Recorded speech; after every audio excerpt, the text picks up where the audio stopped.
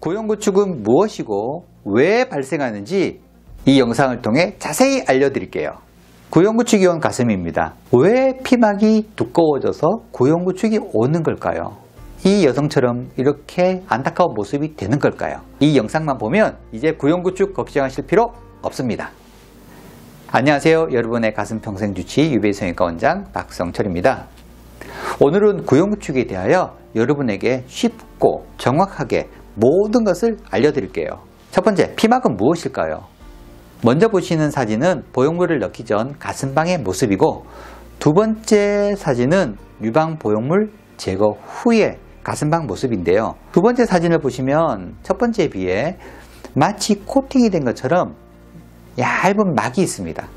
이 반짝반짝한 막을 피막, 영어로 캡슐이라고 합니다. 그럼 우리 몸은 왜 이런 캡슐을 만들까요? 일반적으로 우리 몸속으로 이물질이 들어오면 우리 면역계가 활성화되어 면역세포가 이물질을 제거합니다. 하지만 이런 거대한 실리콘 보형물이 들어오면 면역세포는 거대한 보형물을 잡아서 처치할 수가 없습니다. 그래서 비닐 같은 막을 만들어서 몸속의 실리콘 보형물을 마치 격리시키듯이 싸버립니다. 수술 후 일반적으로 생성되는 피막의 모습입니다. 두께가 얇고요. 당겨보면 부드럽게 늘어난 것을 볼 수 있습니다. 그러나 여러 원인에 의해 피막이 두꺼워지면 고형구축이 발생합니다. 고형구축의 피막은 보시는 것처럼 단면이 두껍고 이렇게 당겨보면 마치 통가죽처럼 늘어나지가 않습니다.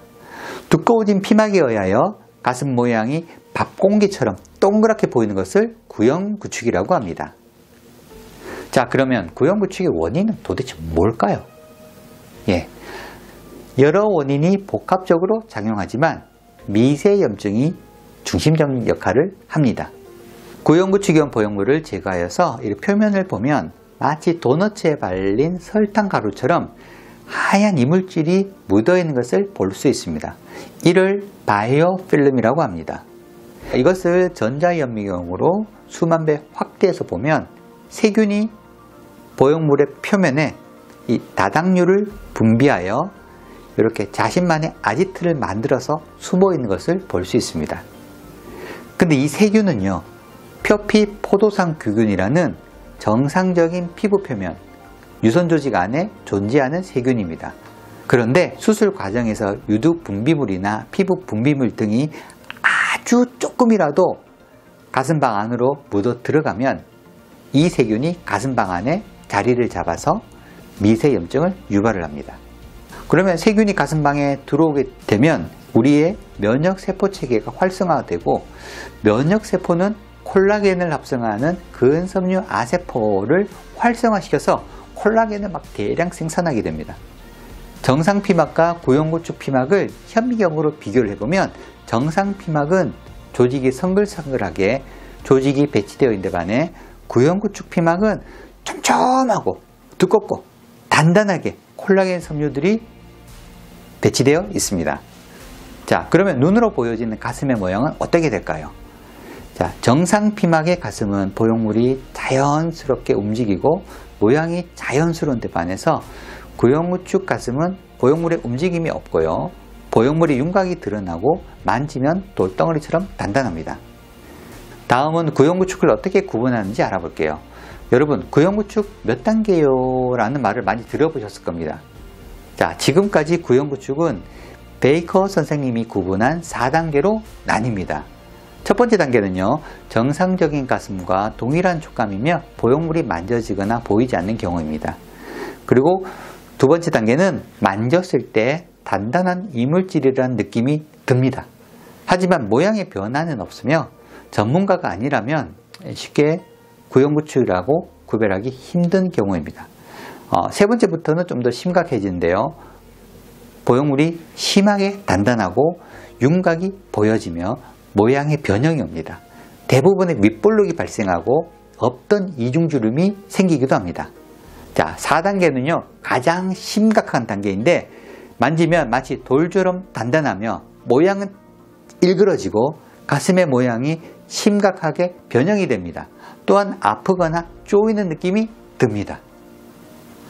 근데 여러분 가만히 보시면 이 분류를 보시면 첨단 기기가 흔해 빠진 이 시기에 초음파나 MRI 등으로 피막의 두께를 기준으로 나누는 것이 아니라 이렇게 만졌을 때 모양의 변형이 있는지 통증이 있는지 등 아날로그적 감으로 판단을 합니다.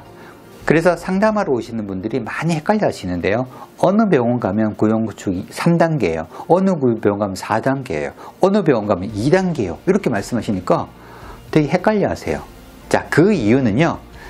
스무스 보형물 텍스처드 그리고 또 물방울 등 보형물에 따라 기본적으로 생성되는 피막의 두께와 촉감의 차이가 있고 또 가슴방의 두께 또 근육화 가슴방인지 유선화 가슴방인지 등 여러 수술법에 따라서 생성되는 피막의 두께가 차이가 많이 납니다. 그래서 단지 피막의 두께만으로 구형구축을 판정할 수가 없고 의사의 여러 가지 일을 고려한 판단에 따라 구형구축을 진단하게 됩니다. 자, 그러면 객관적인 진단은 아예 불가능하고 오직 감에만 의존해야 하는 걸까요? 예, 그것은 아닙니다. 구형구축 3단계, 4단계가 되면 초음파나 MRI를 보면 피막이 두꺼워지고 피막이 쪼여들면서 보형물과 피막에 주름이 발생하는 것이 보입니다. 이러한 주름이 있으면 확실히 구형구축으로 진단할 수 있습니다. 그럼 구형구축이 오면 치료는 어떻게 해야 할까요? 네, 피막을 완전히 제거해야 합니다. 보시는 것은 피막을 제거하는 모습입니다. 보통 보형물의 앞쪽 피막을 먼저 박리하고 보형물을 제거한 후에 뒤쪽, 그러니까 흉벽에 붙은 피막을 제거합니다. 그리고 피막은 통으로 모두 제거해야 하는데 아까 말씀드렸듯이 바이오필름, 미세한 감염이 구형구축의 원인인데 피막이 조금이라도 남게 되면 세균 감염도 그 자리에 남게 됩니다. 그래서 피막을 모두 제거해야 구형구축이 재발하는 것을 예방할 수 있습니다. 그러면 피막을 제거할 때 흉벽에 단단히 붙어있는 뒷피막을 제거하는 것은 쉽지 않습니다. 자칫 갈비뼈 사이사이 있는 근육에 구멍이라도 나면 기흉이 발생할 수가 있고 수많은 혈관들이 있어서 대량의 출혈의 위험성이 있습니다. 하지만 저희 UBA성형외과는 피막 전절제의 오랜 경험과 노하우로 조직 손상을 최소화하며 피막을 완전히 제거합니다. 그 결과 재수술 후에도 구형구축 발생이 극히 낮아서 여러분께서 안심하고 구형구축 가슴 재수를 받으실 수 있습니다. 저희는 그래서 피막을 제거하면 제거한 보형물과 피막을 여러분께 다 보여드립니다. 이번 영상을 준비하면서 어떻게 하면 정확한 지식을 쉽게 전달할까 고민을 하며 밤늦게까지 공부하였습니다. 공부는 언제나 힘들지만 여러분께서 만약 좋아요와 구독을 누르신다면 제가 다시 힘을 얻어서 더 좋은 영상으로 여러분께 찾아뵙겠습니다. 여러분 시청해 주셔서 감사합니다.